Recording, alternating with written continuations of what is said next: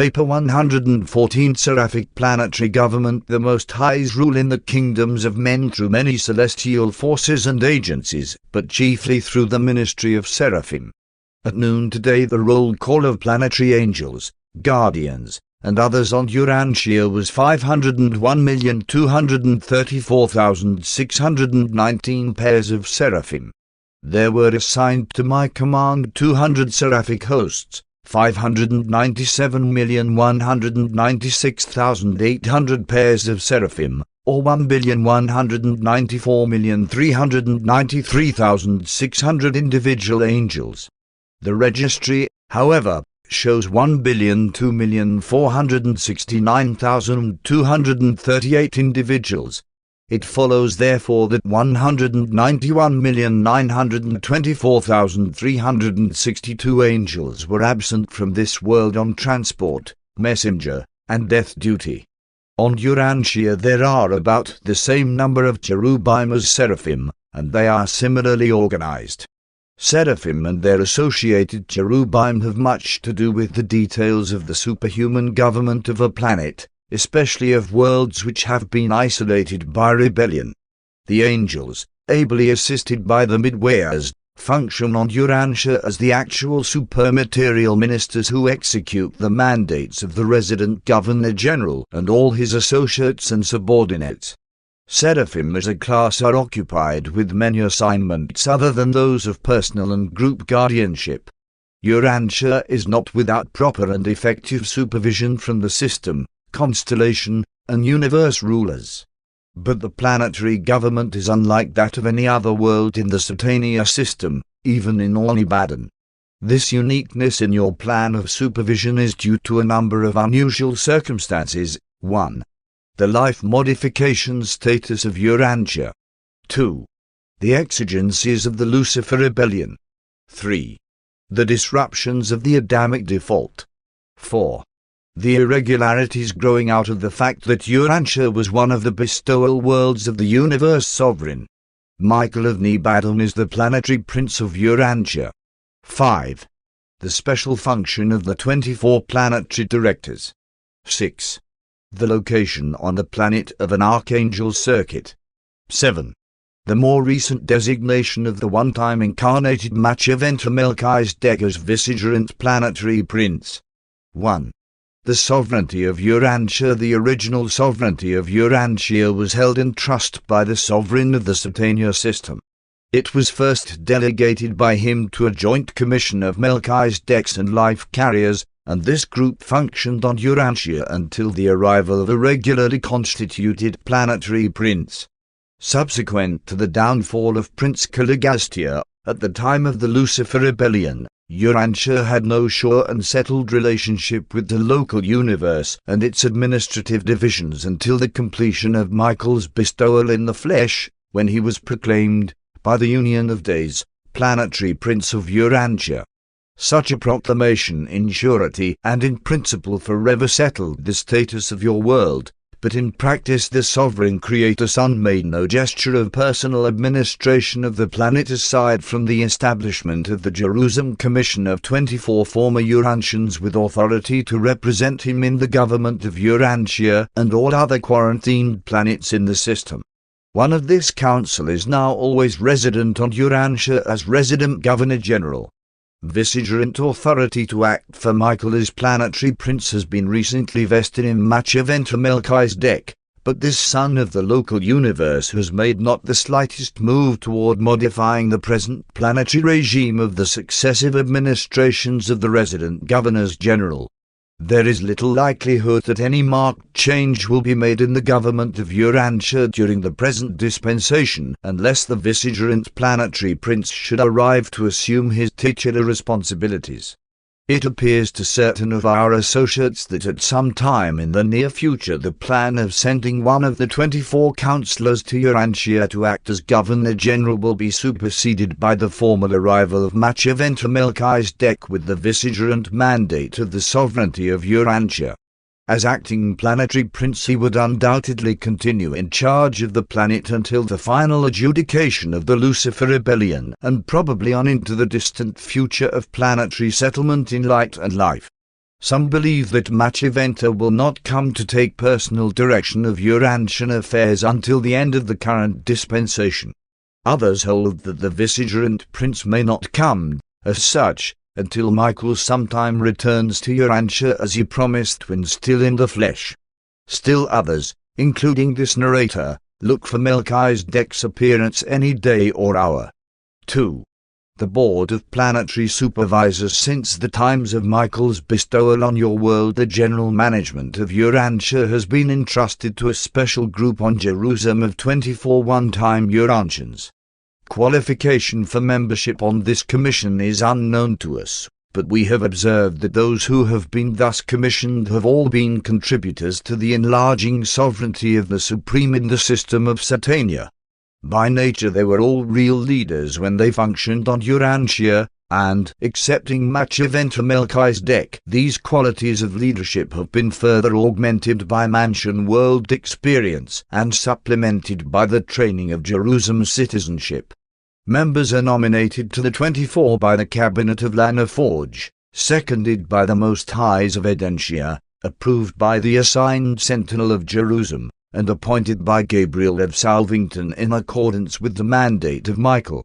The temporary appointees function just as fully as do the permanent members of this Commission of Special Supervisors. This Board of Planetary Directors is especially concerned with the supervision of those activities on this world which result from the fact that Michael here experienced his terminal bestowal. They are kept in close and immediate touch with Michael by the liaison activities of a certain brilliant evening star, the identical being who attended upon Jesus throughout the mortal bestowal. At the present time 1 John, known to you as the Baptist, is chairman of this council when it is in session on Jerusem. But the ex officio head of this council is the assigned Sentinel of Satania, the direct and personal representative of the Associate Inspector on Salvington and of the Supreme Executive of Orvington. The members of this same commission of former Urantians also act as advisory supervisors of the 36 other rebellion isolated worlds of the system. They perform a very valuable service in keeping Lanaforge, the system sovereign, in close and sympathetic touch with the affairs of these planets, which still remain more or less under the over-control of the constellation Fathers of Adamic.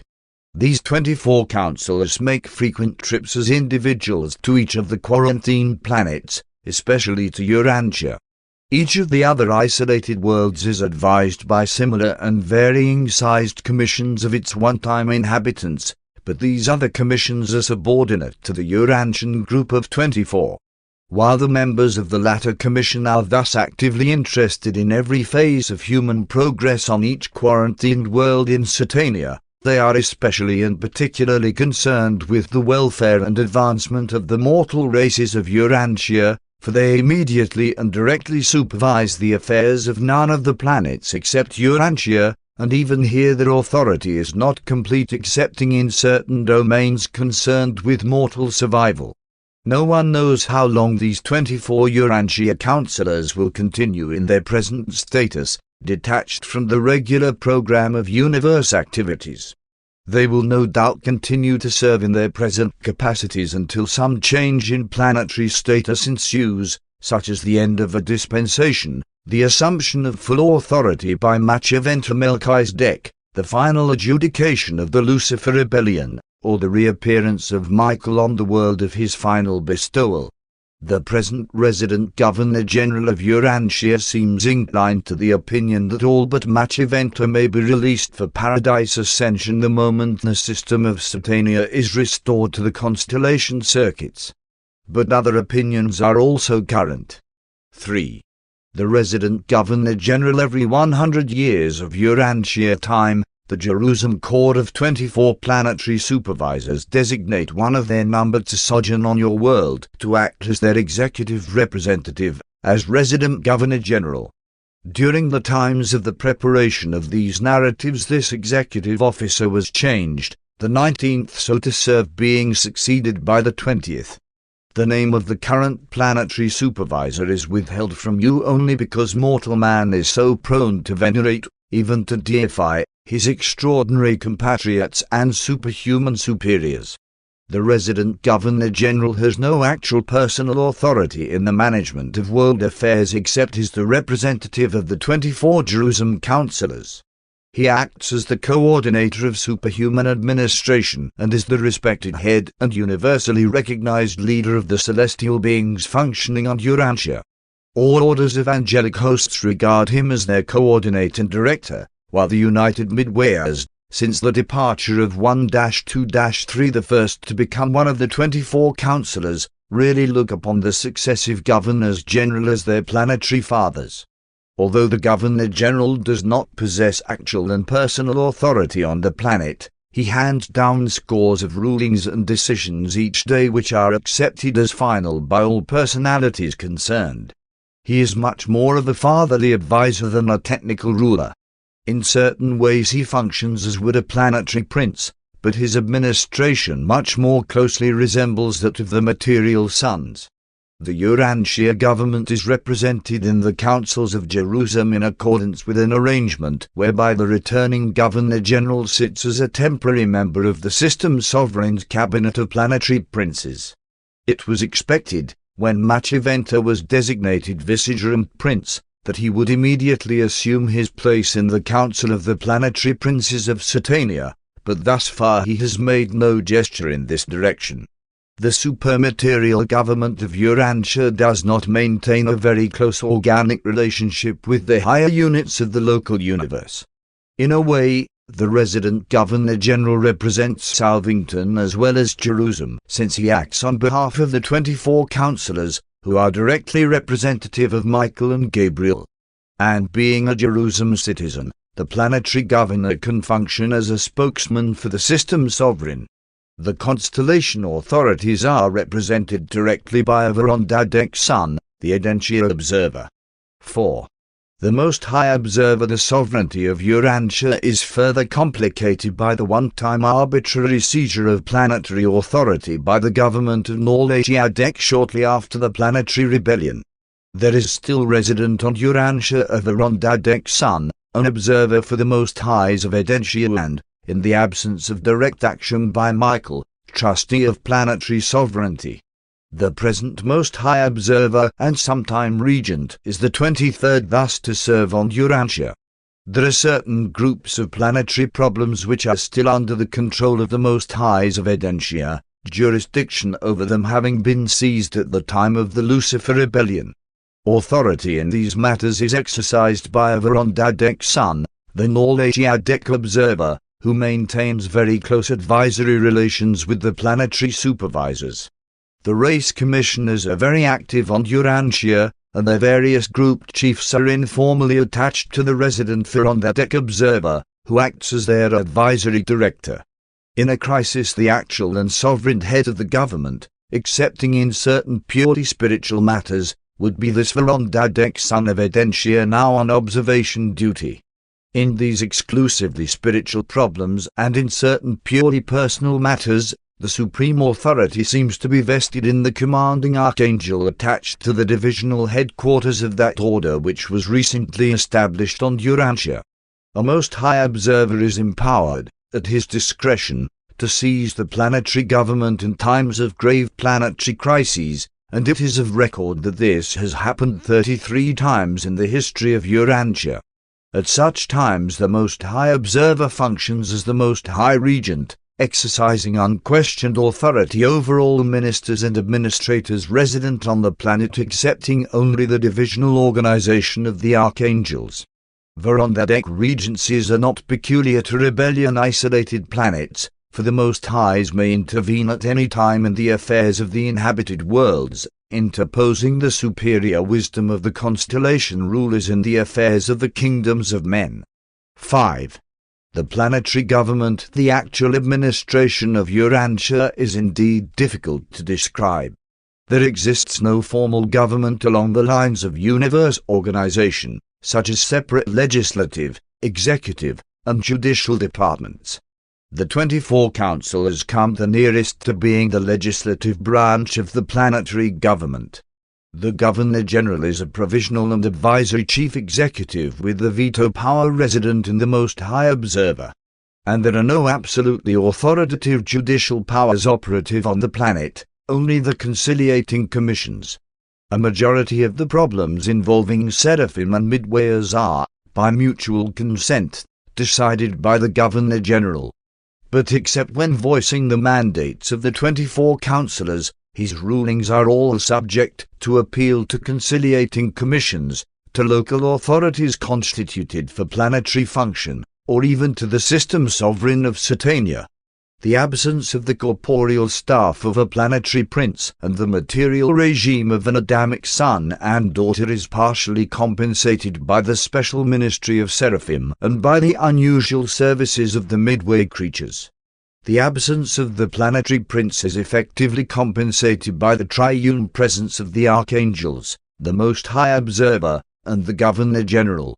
This rather loosely organized and somewhat personally administered planetary government is more than expectedly effective because of the time-saving assistance of the archangels and their ever-ready circuit, which is so frequently utilized in planetary emergencies and administrative difficulties.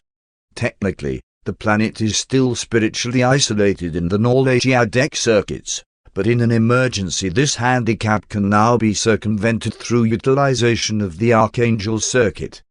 Planetary isolation is, of course, of little concern to individual mortals since the pouring out of the Spirit of Truth upon all flesh 1900 years ago. Each administrative day on Urantia begins with the consultative conference, which is attended by the Governor-General, the planetary chief of archangels, the Most High Observer, the supervising Seraphim, the chief of resident life carriers, and invited guests from among the high sons of the universe or from among certain of the student visitors who may chance to be sojourning on the planet. The direct administrative cabinet of the Governor-General consists of 12 Seraphim, the acting chiefs of the 12 groups of special angels functioning as the immediate superhuman directors of planetary progress and stability. 6. The Master Seraphim of Planetary Supervision. When the first Governor-General arrived on Urantia, concurrent with the outpouring of the Spirit of Truth, he was accompanied by 12 corps of special Seraphim, Seraphim graduates, who were immediately assigned to certain special planetary services. These exalted angels are known as the Master Seraphim of Planetary Supervision and are, aside from the over-control of the planetary Most High Observer, under the immediate direction of the resident Governor-General. These 12 groups of angels, while functioning under the general supervision of the resident Governor-General, are immediately directed by the Seraphic Council of 12, the acting chiefs of each group. This council also serves as the volunteer cabinet of the resident Governor-General. As planetary chief of Seraphim, one preside over this council of Seraphic chiefs, and one on the volunteer Seraphim of the primary order serving on Urantia as the successor of the one-time chief of the angelic hosts of the planet who defaulted at the time of the Caligastia secession. The 12 corps of the Master Seraphim of Planetary Supervision are functional on Urantia as follows. 1. The epoch angels. These are the angels of the current age, the dispensational group. These celestial ministers are entrusted with the oversight and direction of the affairs of each generation as they are designed to fit into the mosaic of the age in which they occur. The present corps of epoch angels serving on Urantia is the third group assigned to the planet during the current dispensation. 2. The progress angels. These Seraphim are entrusted with the task of initiating the evolutionary progress of the successive social ages. They foster the development of the inherent progressive trend of evolutionary creatures. They labor incessantly to make things what they ought to be. The group now on duty is the second to be assigned to the planet. 3. The religious guardians. These are the angels of the churches, the earnest contenders for that which is and has been. They endeavor to maintain the ideals of that which has survived for the sake of the safe transit of moral values from one epoch to another. They are the checkmates of the angels of progress, all the while seeking to translate from one generation to another the imperishable values of the old and passing forms into the new and therefore less stabilized patterns of thought and conduct. These angels do contend for spiritual forms, but they are not the source of ultra-sectarianism and meaningless controversial divisions of professed religionists. The core now functioning on Urantia is the fifth thus to serve. 4. The angels of nation life. These are the angels of the trumpets, directors of the political performances of Urantia national life. The group now functioning in the over-control of international relations is the fourth core to serve on the planet. It is particularly through the ministry of this seraphic division that the Most Highs rule in the kingdoms of men. 5. The angels of the races. Those who work for the conservation of the evolutionary races of time, regardless of their political entanglements and religious groupings. On Urantia there are remnants of 9 human races which have commingled and combined into the people of modern times. These Seraphim are closely associated with the ministry of the race commissioners, and the group now on Urantia is the original core assigned to the planet soon after the day of Pentecost. 6. The angels of the future. These are the projection angels, who forecast a future age and plan for the realization of the better things of the new and advancing dispensation. They are the architects of the successive eras. The group now on the planet has thus functioned since the beginning of the current dispensation. 7. The angels of enlightenment. Urantia is now receiving the help of the third core of Seraphim dedicated to the fostering of planetary education. These angels are occupied with mental and moral training as it concerns individuals, families, groups, schools, communities, nations, and whole races. 8. The angels of health. These are the seraphic ministers assigned to the assistance of those mortal agencies dedicated to the promotion of health and the prevention of disease. The present core is the sixth group to serve during this dispensation. 9. The home seraphim. Urantia now enjoys the services of the fifth group of angelic ministers dedicated to the preservation and advancement of the home, the basic institution of human civilization. 10. The angels of industry. This seraphic group is concerned with fostering industrial development and improving economic conditions among the Urantia peoples. This core has been 7 times changed since the bestowal of Michael. 11. The angels of diversion. These are the seraphim who foster the values of play, humor, and rest. They ever seek to uplift man's recreational diversions and thus to promote the more profitable utilization of human leisure. The present core is the third of that order to minister on Urantia. 12. The angels of superhuman ministry. These are the angels of the angels, those seraphim who are assigned to the ministry of all other superhuman life on the planet, temporary or permanent. This core has served since the beginning of the current dispensation. When these groups of master seraphim disagree in matters of planetary policy or procedure, their differences are usually composed by the Governor-General, but all his rulings are subject to appeal in accordance with the nature and gravity of the issues involved in the disagreement.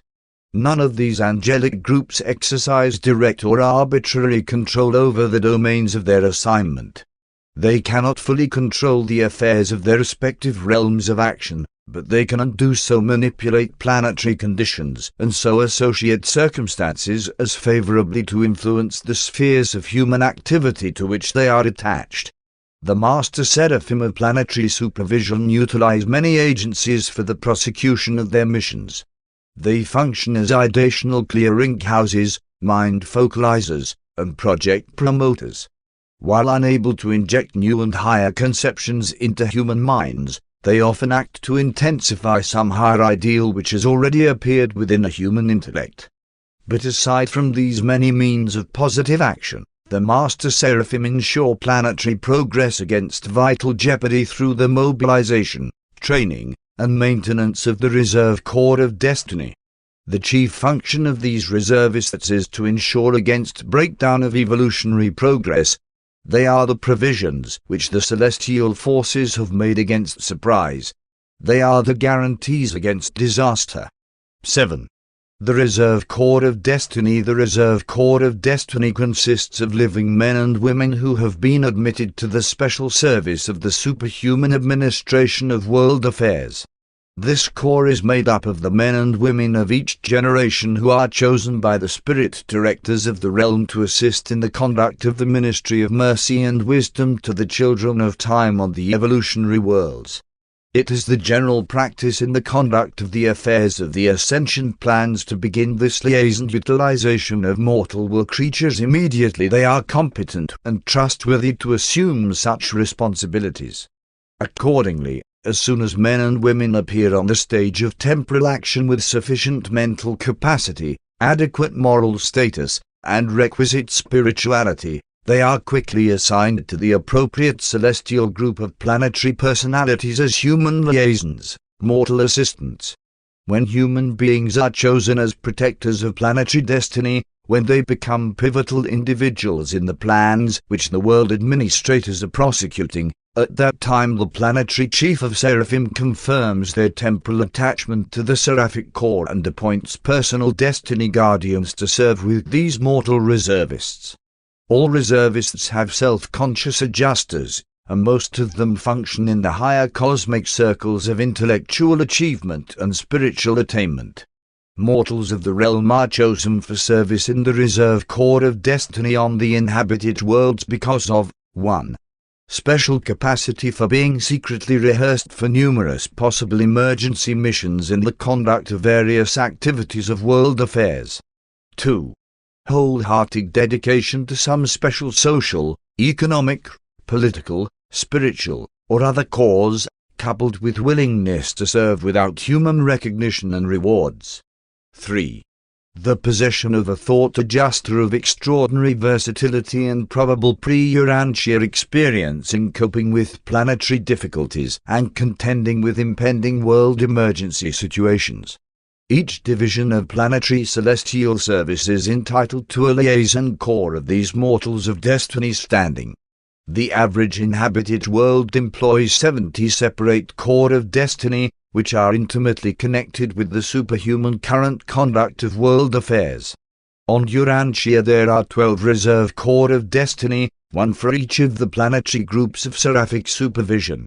The 12 groups of Urantia destiny reservists are composed of mortal inhabitants of the sphere who have been rehearsed for numerous crucial positions on Earth and are held in readiness to act in possible planetary emergencies. This combined corps now consists of 962 persons. The smallest corps numbers 41 and the largest 172. With the exception of less than a score of contact personalities, the members of this unique group are wholly unconscious of their preparation for possible function in certain planetary crises.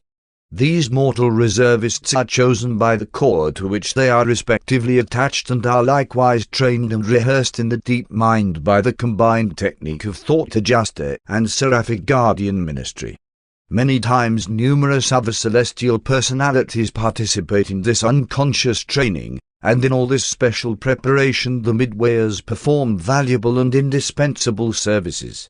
On many worlds the better adapted secondary midway creatures are able to attain varying degrees of contact with the thought adjusters of certain favorably constituted mortals through the skillful penetration of the minds of the latter's indwelling. And it was by just such a fortuitous combination of cosmic adjustments that these revelations were materialized in the English language on Urantia. Such potential contact mortals of the evolutionary worlds are mobilized in the numerous reserve corps, and it is, to a certain extent, through these small groups of forward-looking personalities that spiritual civilization is advanced and the Most Highs are able to rule in the kingdoms of men. The men and women of these reserve corps of destiny thus have various degrees of contact with their adjusters through the intervening ministry of the midway creatures.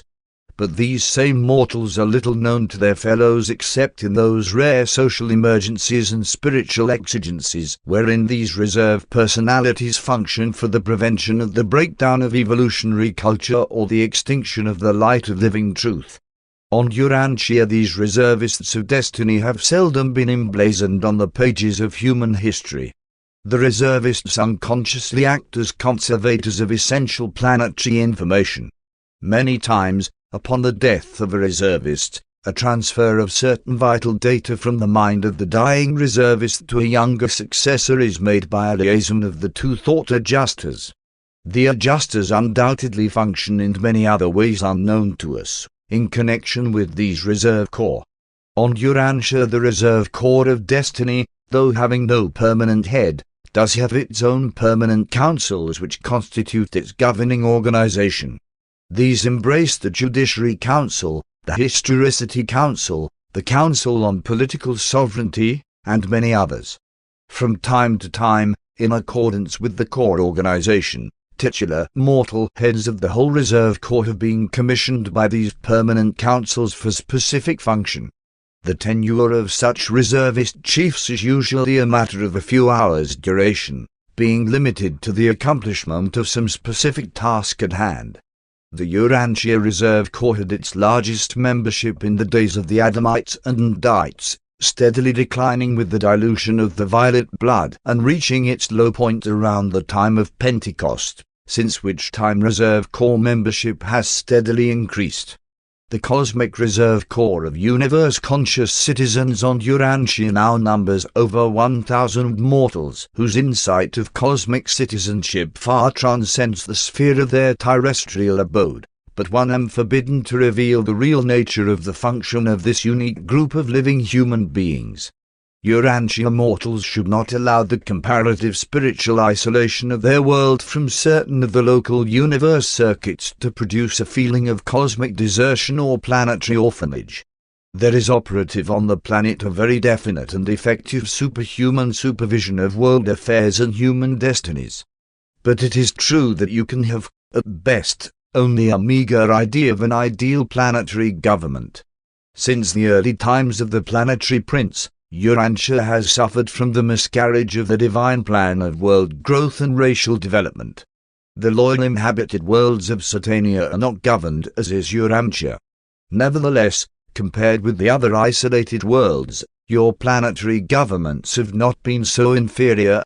Only one or two worlds may be said to be worse, and a few may be slightly better, but the majority are on a plane of equality with you. No one in the local universe seems to know when the unsettled status of the planetary administration will terminate. The Nebadon Melchizedeks are inclined to the opinion that little change will occur in the planetary government and administration until Michael's second personal arrival on Urantia. Undoubtedly at this time, if not before, sweeping changes will be effected in planetary management. But as to the nature of such modifications of world administration, no one seems to be able even to conjecture. There is no precedent for such an episode in all the history of the inhabited worlds of the universe of Nebadon. Among the many things difficult to understand concerning the future government of Urantia, a prominent one is the location on the planet of a circuit and divisional headquarters of the archangels. Your isolated world is not forgotten in the councils of the universe. Urantia is not a cosmic orphan stigmatized by sin and shut away from divine watch care by rebellion. From Uversa to Salvington and on down to Jerusem, even in Haven and on Paradise, they all know we are here, and you mortals now dwelling on Urantia are just as lovingly cherished and just as faithfully watched over as if the sphere had never been betrayed by a faithless planetary prince, even more so. It is eternally true, the Father himself loves you. Presented by the Chief of Seraphim stationed on Urantia.